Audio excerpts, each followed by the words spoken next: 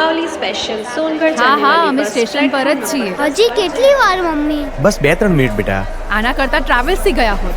અરે એમ પણ ટ્રાવેલ્સ આપણા ગામ સુધી ક્યાં જાય છે?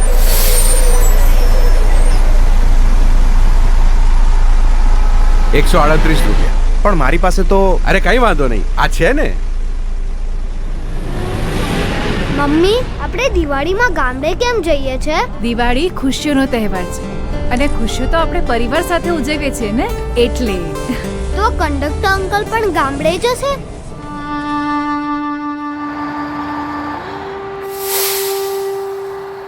એક મિનિટ પપ્પા. શું થયું બેટા? Uncle happy Diwali.